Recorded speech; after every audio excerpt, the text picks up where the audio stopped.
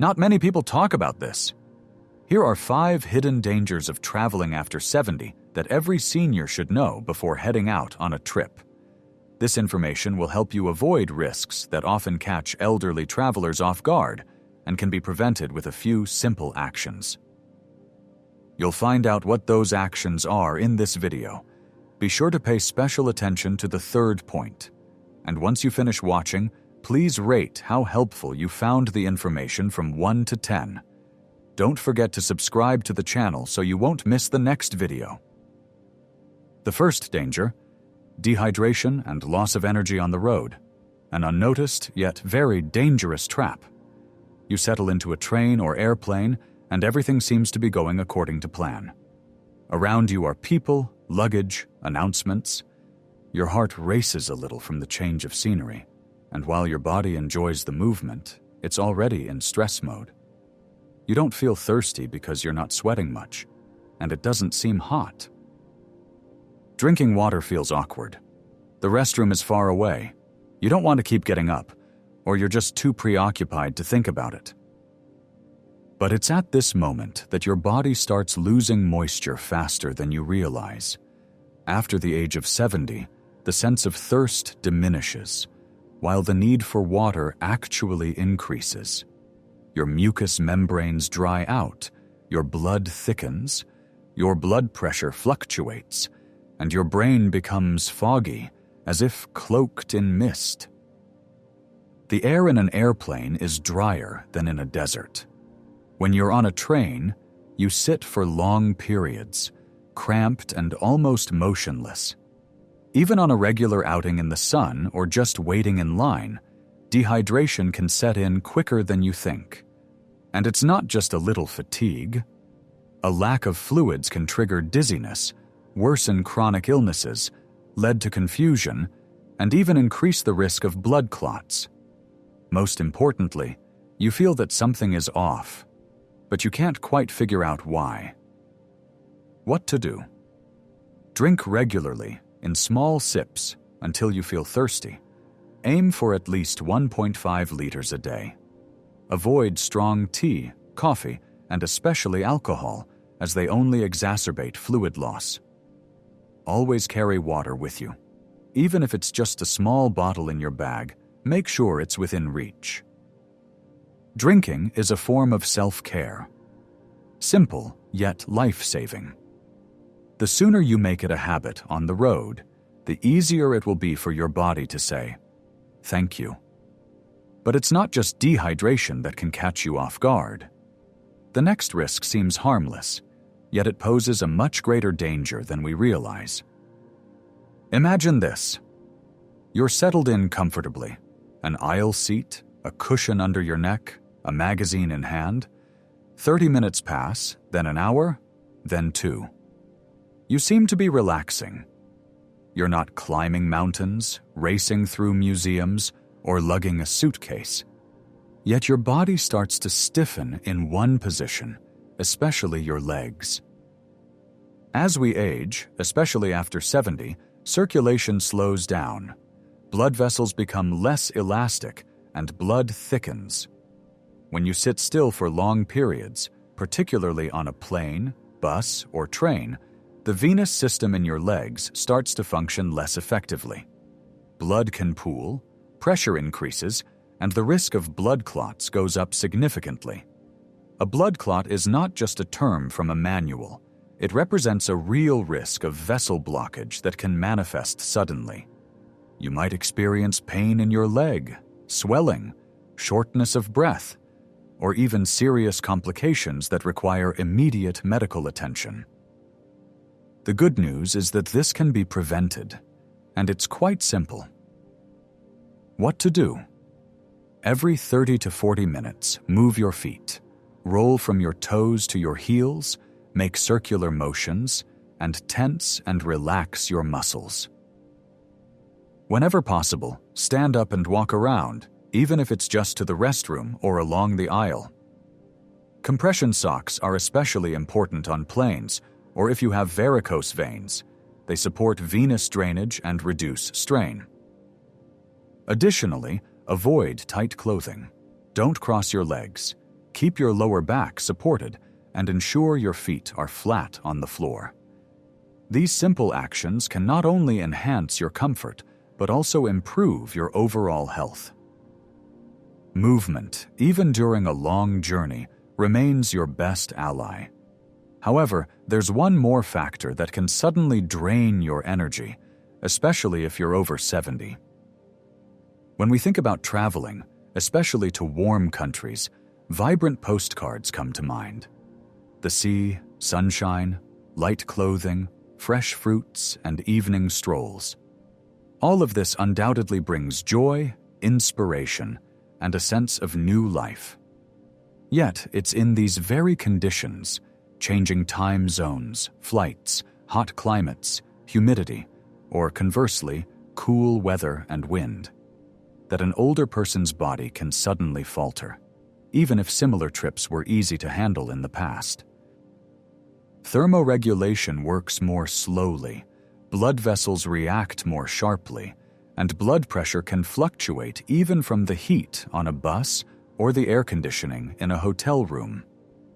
Even mild overheating in the sun or a draft during a tour can lead to headaches, nausea, spikes in blood pressure, feelings of weakness, or exacerbations of chronic illnesses. Often, a person does not even realize what has happened.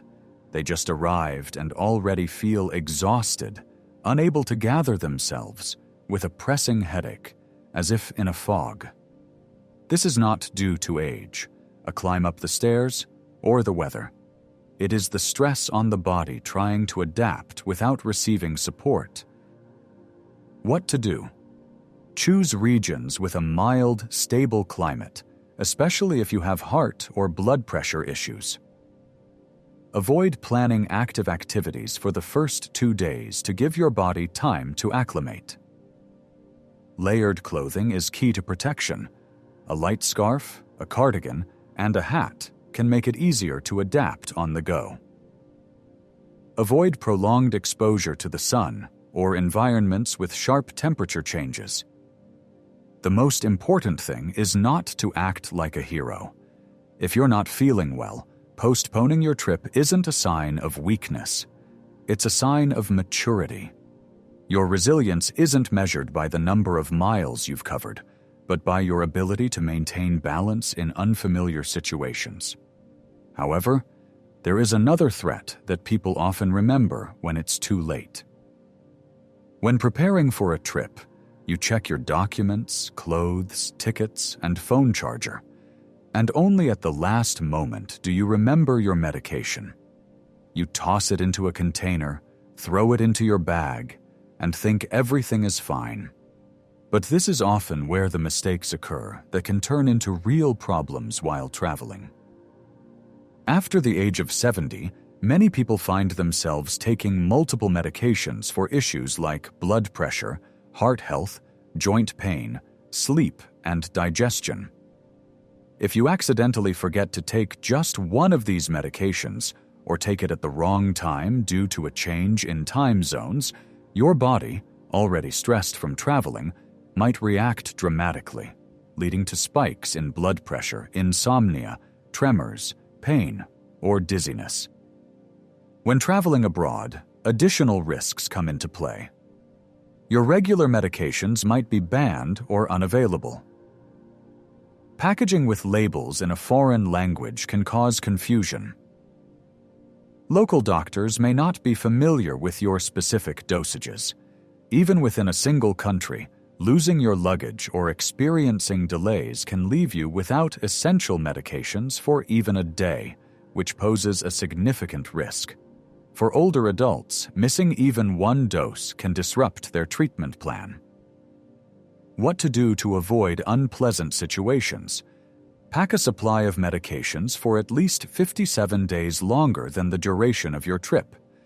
Keep your medications in your carry-on luggage instead of your checked bag, which could get lost or damaged. Create a list of all medications, including names, dosages, and times for taking them, ideally in 2 languages if you're traveling abroad. If possible, obtain a document or note from your doctor, especially if you're taking specific medications. It's also important to maintain your usual routine. Even on vacation, set an alarm for taking your medications, keep water handy, and have a clear understanding of what and when you need to take. This isn't about aging. It's about responsibility. Nothing can ruin a vacation quite like a sudden decline in health due to a forgotten pill. And now, the last but not least point, which may seem trivial but can turn into a disaster. Traveling is a joy. You arrive in a new city, surrounded by life, movement, sounds, and colors. You want to do it all. Visit a museum, see a cathedral, explore a market, join a tour, and relax at a seaside cafe. And of course, you want to take photos, chat with fellow travelers, pick out souvenirs, and listen to the guide. It feels like your vacation has finally begun, and you want to make the most of it. But here lies a subtle, often unnoticed threat: the mental and physical exhaustion from an overload of experiences. After the age of 70, the nervous system becomes more sensitive. Information is processed more slowly, stimuli accumulate, and fatigue that would have passed in an hour at 40 can now linger all day.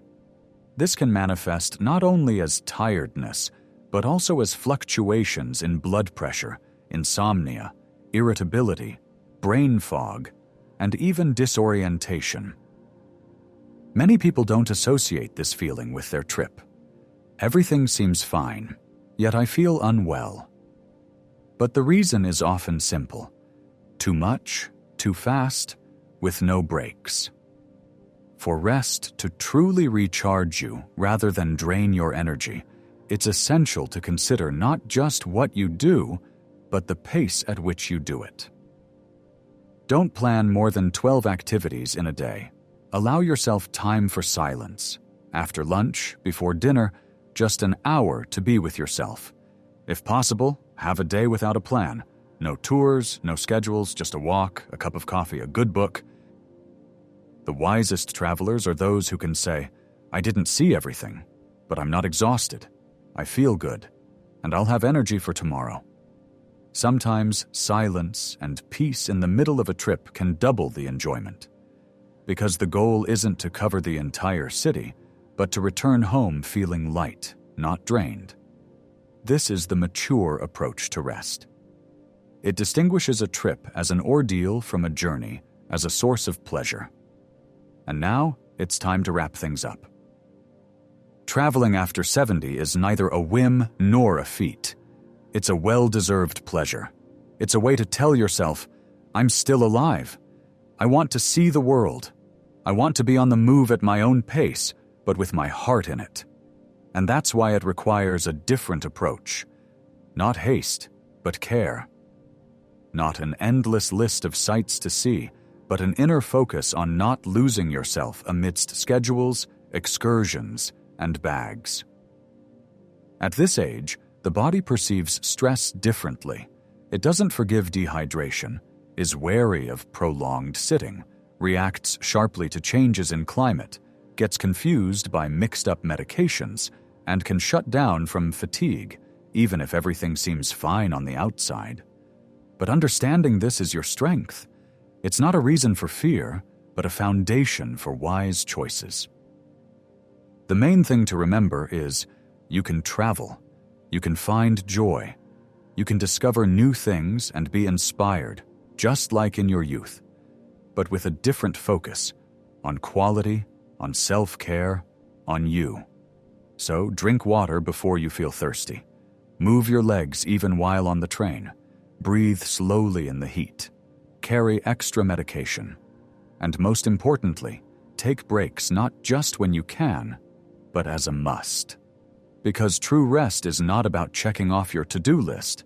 It's about returning home feeling rejuvenated in body, heart, and mind. May each of your journeys be a celebration, not a challenge. And may there be many more adventures ahead, all at your own pace.